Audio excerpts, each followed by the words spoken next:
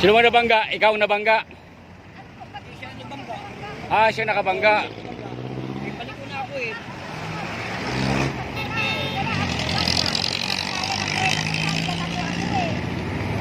Siya na nabangga. Sapitan mo. Dito. Hindi banggaan kayong dalawa. Head yan eh. Hindi pwedeng siyang nakabangga. Pares kayo. Kasi harap yan eh. Di ba? Yun nga eh.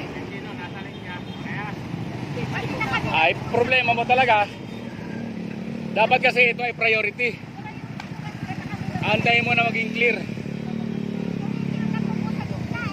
Oh. Hop! Kaya ba?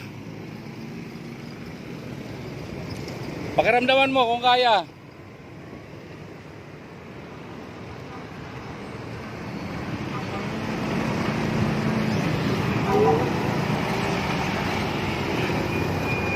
Head dyan eh oh.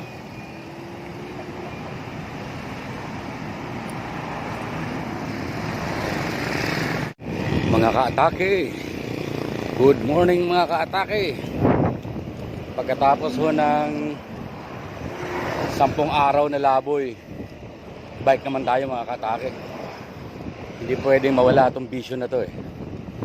Sa pagbabike kasi dito tayo kumukuha ng ating exercise. Yung major exercise ko ngayon talaga bike. At ito na yung aking bisyo sa ilang dekada. Isa ito. Masarap pag bike mga katake, lalo pag marami. Pero para sa akin mas gusto ko yung ako lang mag-isa, para wala akong inaalala. Kahit anong pacing ang gawin ko, walang sisita. Kaya mabilis, kaya mabagal, walang sisita sa akin. Pangalawa, kung may mga kasama ka, marami kang alalahanin. Ganun pa man, maganda sumama sa mga malalakas. Minsan may mga nasamahan akong malalakas eh. So nagmukha na rin akong malakas kahit hinang-hinana. So yun yung kagandahan mga katake ng pagbabike. Lalakasan yung baga, lalakasan yung resistensya, lalakas ang mga muscles mo. Kaso di ako pumapayat. Yan yung pinakapangit dun sa lahat. Ganun pa man, salamat pa rin. At the age of, alam nyo na, nakapag-bike pa rin ako at hindi pa rin ako nababasta-basta ng mga batang siklista. Kahit pa paano,